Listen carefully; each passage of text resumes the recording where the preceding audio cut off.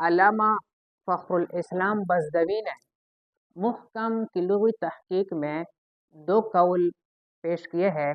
پہلے ہم ان 2 قول کو پیش کریں گے، اس کے بعد مفسر کی اصطلاحی تعریف اور اجرا کریں گے. تو صاحب کشف الاسرار کہتے ہیں کہ یقال بناء محکم،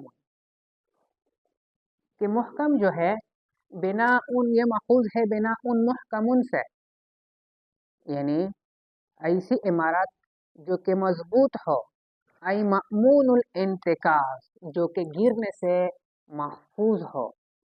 وَأَحْكَمْتُ الصَّنْعَ میں نے کاریگری کو مضبوط بنایا.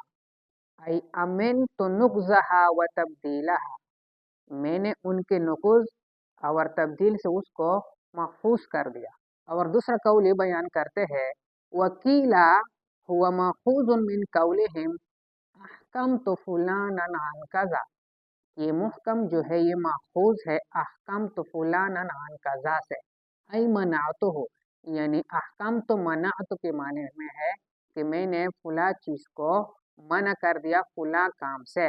اور ایک شعر سے استدلال کرتے ہیں قال الشاعر ابن حنیفۃ احکموا صفحاءکم انی اخاف علیکم ان اعذبا.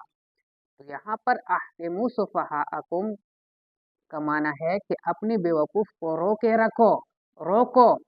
تو یہ روکنے کے معنی میں ہے، منع کے معنی میں ہے.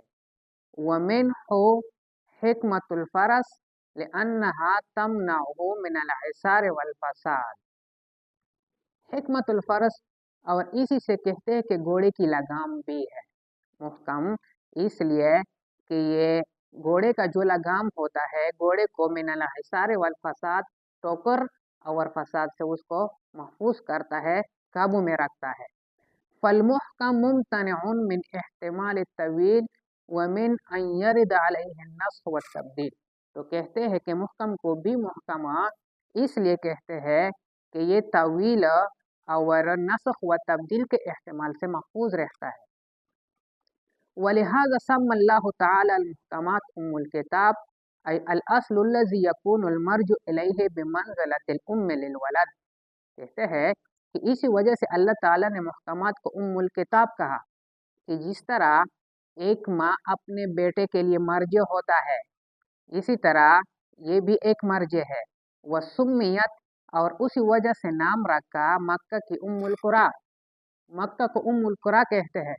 لأن الناس یرجعون الیہا للحج، اس لیے کہ لوگوں کا یہ مرجع ہے، حج کے وقت سارے کے سارے لوگ مکہ میں جمع ہو جاتے ہیں. والمرجع ما لیس فیہ احتمال الطویل ولا احتمال النسخ والتبدیل.